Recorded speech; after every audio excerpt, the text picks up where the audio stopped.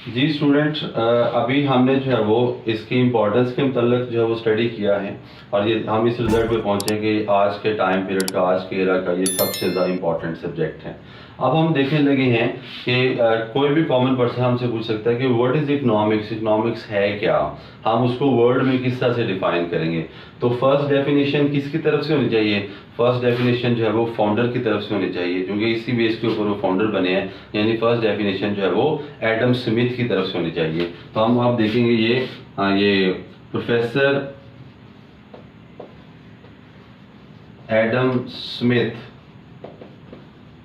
Definition of economics,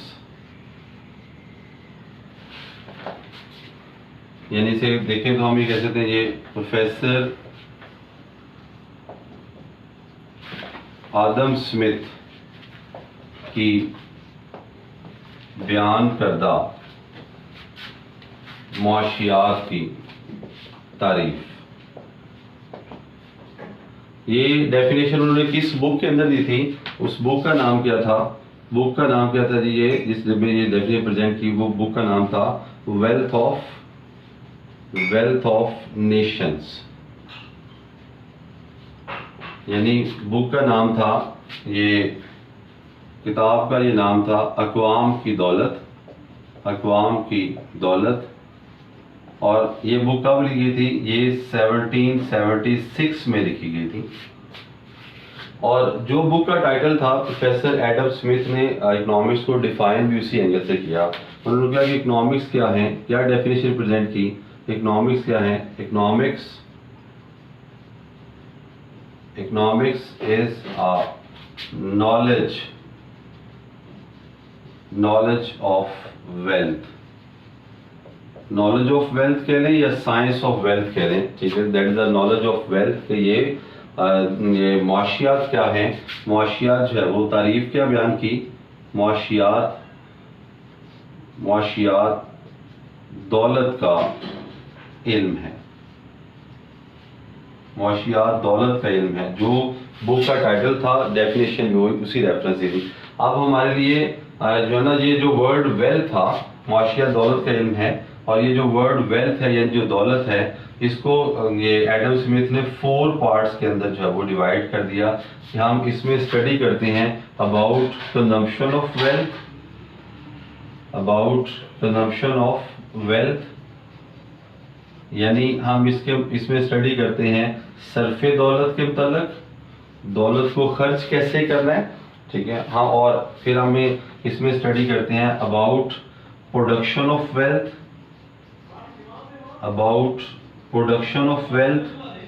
wealth को जो है वो प्रोड्यूस कैसे करना है, यानी पैदाइश दौलत के मतलब अबाउट ये distribution of wealth.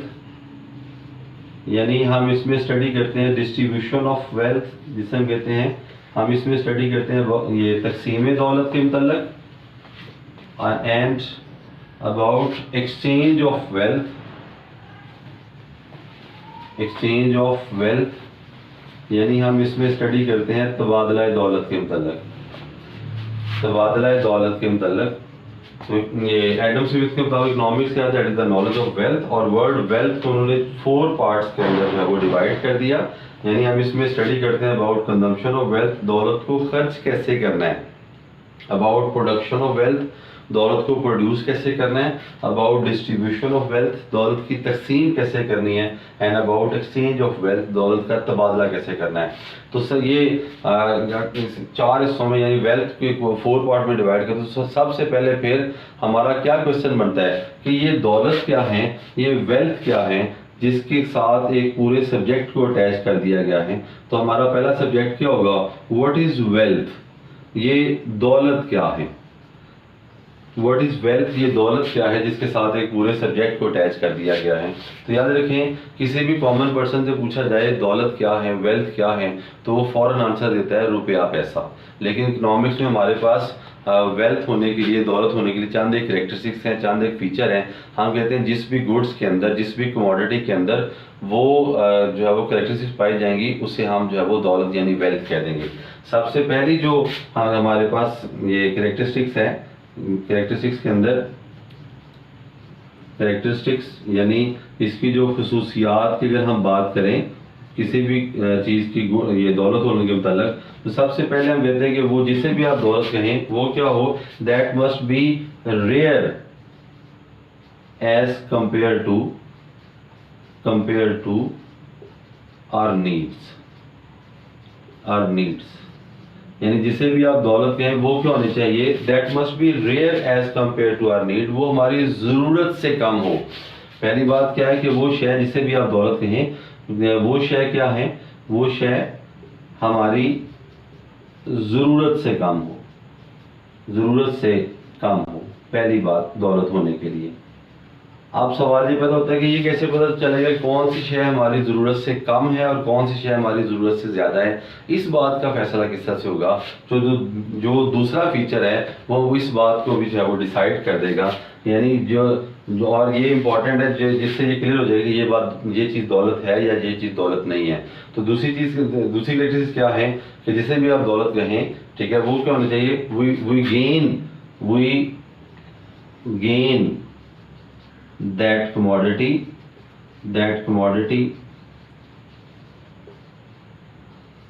after paying the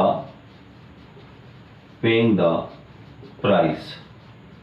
ये बहुत ज़्यादा इम्पोर्टेंट है कि हमें जो है वो ये जिससे भी आप दौलत कहें वो शय हमें क्या है, प्राइस पे करने के बाद हासिल हो, यानी कीमत अदा करने के बाद हासिल हो। आप देखें अपनी सराउंडिंग के अंदर हज़ारों लाखों करोड़ों ऐसी चीज़ें हैं जो आप हासिल करते हैं, कब, आफ्टर पेइंग द प्राइस, कीमत अदा करने के बाद। तो फिर वो ये डिसाइड हो जाएगी वो सारी की सारी क्या हैं, वेल्थ हैं, सिर्फ रुपया पैसा जो है वो दौलत नहीं है। ठीक है जी। तो जो भी चीज़ हम कीमत अदा करने के बाद हासिल करेंगे वो सारी की सारी क्या कहलाएंगी, वो वेल्थ कहलाएंगी, यानी दौलत कहलाएंगी। और तीसरी करेक्टरिस्टिक्स है कि जिससे भी आप वेल्थ कहें उसमें क्या है, मोबिलिटी पाई जाए, मोबिलिटी यानी नकल पजीरी जो है वो, नकल पजीरी वो एक जगह से दूसरी जगह पे शिफ्ट हो सके, यानी shift from one place to another, जिससे भी आप दौलत कहें वो एक जगह दूसरी जगह पे शिफ्ट हो सके। आप अपने देखें ये मार्कर है, ठीक है, ये जो है वो फ्री नहीं मिला बल्कि इसकी प्राइस पे की गई है, और दूसरा ये किस जगह पे बना है और ये हम तक पहुंच गया है, मोबिलिटी पाई जाती है, तो लिहाजा फिर ये क्या है, ये फिर दौलत यानी वेल्थ है।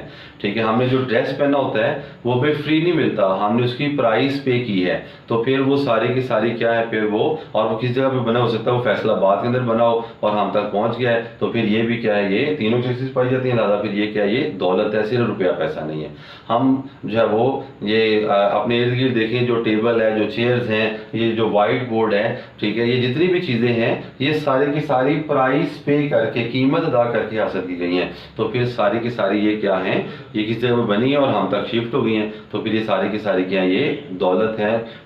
यानी सिर्फ रुपया पैसा दौलत नहीं है, हर वो चीज़ जो प्राइस पे करके हासिल की जाए, जिसमें इम्यूनिटी पाई जाए, वो सारी की सारी क्या है, वो वेल्थ है। यहाँ पे एक क्वेश्चन है, बहुत इंपॉर्टेंट क्वेश्चन है कि क्या जो ये ज़मीन है, ठीक है, जो लैंड है, ये ज़मीन, ये दौलत है, आपके घर की जो ज़मीन है क्या ये दौलत है? ये पहली बात तो ये है कि आपको आपकी घर की ज़मीन आपको मुफ्त नहीं मिली, आपने उसकी प्राइस पे की है, लेकिन मोबिलिटी नहीं पाई जाती। ऐसा नहीं होता कि आज वो यहाँ पे कल किसी और जगह पे जो शिफ्ट हो जाए। अगर इस तरह से मुमकिन हो सकता तो हम अपने घर, सारे के सारे लोग अपने घर जो है पोश एरियाज के अंदर शिफ्ट कर लेते हैं, ठीक है, लेकिन ये मोबिलिटी इसके अंदर नहीं पाई जाती। इसका मतलब सवाल ये पता क्या ये ज़मीन जो है वो वेल्थ है? याद रखिए ये एक लिहाज से वेल्थ है। अगर हम इस ज़मीन को जो है वो सेल कर दें और सेल करने से जो हमें अमाउंट हासिल होगी, फ़रोख्त करने से जो हमें अमाउंट हासिल होगी, उस अमाउंट को हम जहाँ चाहें शिफ्ट कर सकते हैं और वैसा ही पीस ऑफ लैंड जो है वो परचेज कर सकते हैं। तो इस लिहाज से इसका मतलब ये भी क्या है, ये दौलत है। अब देखें ये सबसे पहला part consumption of wealth, Surf दौलत, दौलत को खर्च कैसे करना है। हम जो है वो कंज्यूमर बिहेवियर, आगे हमारा एक चैप्टर आता है कंज्यूमर बिहेवियर, सारिफ का रवैया। हम उस चैप्टर के अंदर ये एक लॉ पढ़ते हैं जिसका लॉ का नाम है ये लॉ ऑफ इक्वी मार्जिनबिलिटी या कानून मुसावी इफादा मुततिन। तो हम उस लॉ के ज़रिए प्रेजेंट करते हैं कि किस तरह से हम अपनी दौलत से या किस तरह से अपना रिसोर्सेज जो है वो मैक्सिमम बेनिफिट हासिल कर सकते हैं। क्योंकि दौलत को खर्च करने का मकसद ये होता है कि हम किस तरह से उसके जो है अपनी ज़्यादा ज़रूरियात को पूरा कर सकते हैं। तो इसके मतलब दौलत को कैसे खर्च करना है, ये सारा नॉलेज हम हासिल करते हैं किसमें, इकनॉमिक्स के अंदर। इसके बाद हम आते हैं प्रोडक्शन ऑफ वेल्थ, दौलत को प्रोड्यूस कैसे करना है। इसको मैं एक एग्जांपल की मदद से समझाने लगा हूँ। फर्ज करें कि आप ये, मैं एक एग्जांपल की मदद से समझाने लगा। फर्ज करें आपने 100 चेयर्स बनानी हो, आप 100 चेयर्स बनाना चाहते हैं, तो ये चेयर्स क्या हैं, दैट इज द वेल्थ, क्योंकि ये हमें हासिल होती हैं आफ्टर पेइंग द प्राइस, कीमत अदा करने के बाद। अब हम इस टारगेट तक कैसे पहुंचेंगे। ये चेयर जो है वो जाहिर है किसी एक फैक्ट्री के अंदर, किसी कारखाने के अंदर बनेगी, किसी फर्म के अंदर बनेगी, और वो जो फैक्ट्री या कारखाना जो है वो हवा में तो लगेगा, जाहिर है ज़मीन पे लगेगा। तो सबसे पहला फैक्टर जो ये वेल्थ प्रोड्यूस करने में पार्टिसिपेट करेगा वो क्या होगा, वो होगा लैंड यानी ज़मीन। सबसे पहला फैक्टर जो जिसकी मदद से हम अशिया बनाएंगे यानी दौलत बनाएंगे, तो वो क्या होगा, लैंड यानी ज़मीन। उसके बाद हम इसके ऊपर जो है वो बिल्डिंग बनाएंगे और अपने काम की रफ्तार, ये जो गुड्स जो हम बनाना चाहते हैं, चेयर बनाना चाहते हैं, ये खुद ब खुद तो नहीं बनेंगे, बल्कि कुछ लोग उसको बना रहे होंगे, जिसको हम कहते हैं लेबर, जिसको हम नाम देते हैं लेबर यानी मेहनत का नाम देते हैं।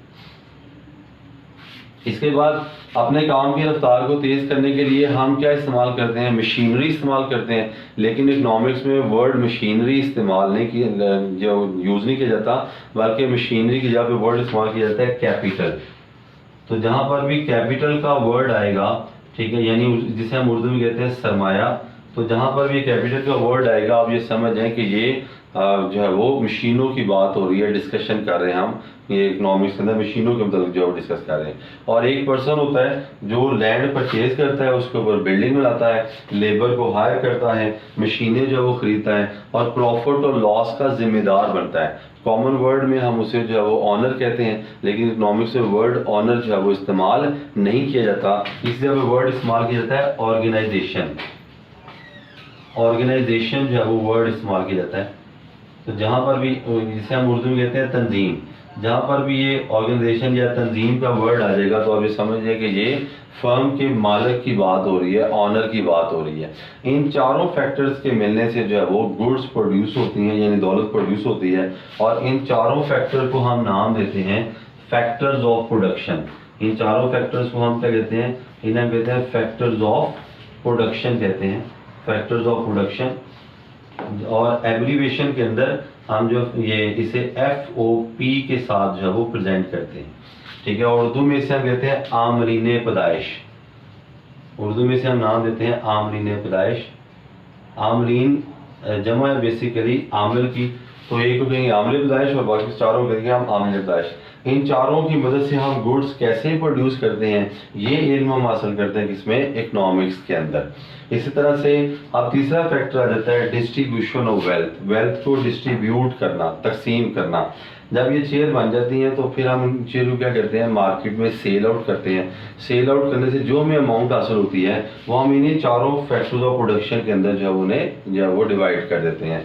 मसलन लैंड को उसका शेयर पे कर देते हैं, ये in the form of, land को हम शेयर पे कर देते हैं in the form of rent, यानी ज़मीन का जो है वो लगान अदा किया जाता है। ज़मीन का जो है वो ये आमतौर पे कहा जाता है जी किराया अदा करना, लेकिन आम वर्ड जो है वो ये किराया इस्तेमाल नहीं करते बल्कि जो लफ्ज़ इस्तेमाल करते हैं लगान, ठीक है, या रेंट वर्ड। तो हम इसका जो है वो, तो रेंट क्या है, ये रिवॉर्ड है किसका, लैंड का। रेंट जो है वो रिवॉर्ड है किसका, लैंड का। अब सवाल ये पैदा होता है कि ये रेंट लैंड को पे कैसे करना है, ठीक है। पहले हम कहेंगे व्हाट इज रेंट, रेंट होता क्या है, एंड हाउ वी पे रेंट टू लैंड, ये रेंट जो है वो लैंड को पे कैसे किया जाता है, and that knowledge in economics, ये इल्म जो है इकोनॉमिक्स में हासिल किया जाता है। इसी तरह से लेबर को हम ये पे कर देते हैं, लेबर को हम पे कर देते हैं ये वेजेस, लेबर को हम पे करते हैं वेजेस, यानी इसको हम जो है वो उजरतें अदा कर देते हैं। तो हमारा क्वेश्चन फिर यही होगा कि what are the wages, wages होती क्या हैं, and how we pay wages to labour, ये वेजेस जो है वो लेबर को अदा कैसे की जाती हैं, और ये नॉलेज हासिल किया जाता है इकोनॉमिक्स के अंदर। इसी तरह से ये कैपिटल को हम पे कर देते हैं इंटरेस्ट, कैपिटल को हम पे करते हैं इंटरेस्ट, कैपिटल को हम इंटरेस्ट यानी इसको हम सूद पे करते हैं। तो हमारा फिर यही क्वेश्चन होगा व्हाट इज इंटरेस्ट। इंटरेस्ट जो है वो ये सारे के सारे कहते हैं, इन्हें हम कहते हैं reward of the factors of production, या इससे रिवॉर्ड या और वर्ड्स मिलते हैं रेम्यूनरेशंस यानी मुआवजे। तो ये जो है वो इंटरेस्ट क्या है, दैट इज अ रिवॉर्ड और रेम्यूनरेशन ऑफ कैपिटल। ठीक है, तो ये सरमाए का जो है वो रिवॉर्ड है। सवाल फिर वही होगा व्हाट इज इंटरेस्ट, इंटरेस्ट है क्या, एंड हाउ वी पे इंटरेस्ट टू कैपिटल, ये इंटरेस्ट कैपिटल को कैसे पे किया जाता है, and that knowledge in economics. और ये जो ऑनर है या ऑर्गेनाइजेशन है, ये एक ही पर्पस के लिए काम कर रही होती है, वो क्या होता है, टू अर्न प्रॉफिट, मुनाफा कमाने के लिए। तो ऑर्गेनाइजेशन को हम पे कर देंगे, ये इसे हम प्रॉफिट पे कर देंगे, इसे जो है वो हम प्रॉफिट पे कर देंगे, यानी इसे हम जो है वो मुनाफा अदा कर देंगे। ये प्रॉफिट क्या है, ये रिवॉर्ड है ऑर्गेनाइजेशन का। हमारा क्वेश्चन अगेन सेम होगा व्हाट इज प्रॉफिट, प्रॉफिट होता क्या है, एंड हाउ वी पे प्रॉफिट टू ऑर्गेनाइजेशन। ये सारा नॉलेज हम हासिल करते हैं किसमें जो है वो ये इकोनॉमिक्स के अंदर। इसके बाद ये चौथा पार्ट आ जाता है हमारे पास। चौथा पार्ट है एक्सचेंज ऑफ वेल्थ। याद रखिए एक्सचेंज का ताल्लुक होता है ट्रेड के साथ, एक्सचेंज का ताल्लुक है ट्रेड के साथ, यानी इसका ताल्लुक है तिजारत के साथ।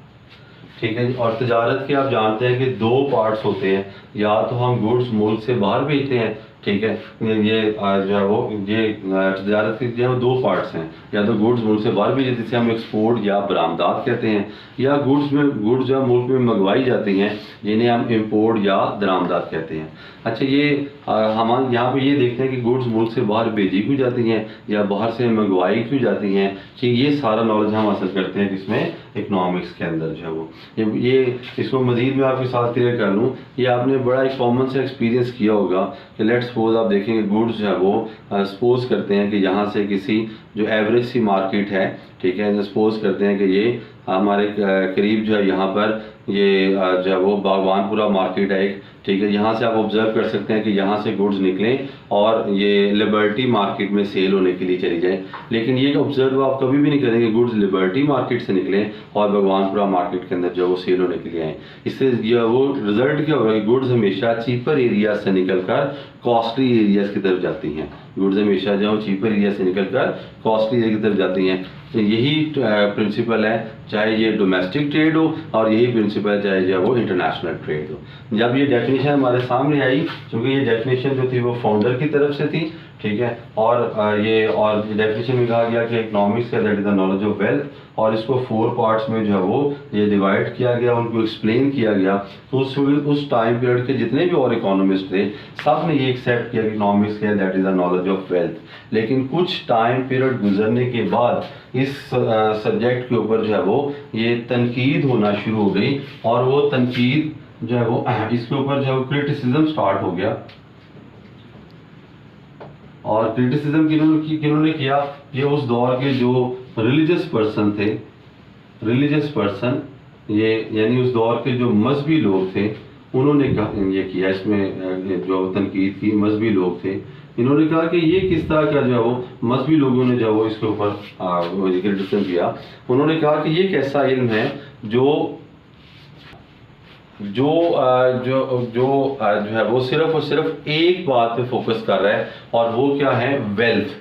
ठीक है, जबकि दुनिया का हर इल्म होता है for the welfare of humanity, इंसानियत की बेहतरी के लिए, और यहाँ पे तो इंसानियत को डिस्कस ही नहीं किया गया, यहाँ पर तो सिर्फ वेल्थ के ऊपर फोकस किया है, यानी वेल्थ को कंज्यूम कैसे करना है, वेल्थ को प्रोड्यूस कैसे करना है, और वेल्थ की डिस्ट्रीब्यूशन कैसे करनी है, उनको जो उनका तबादला कैसे करना है।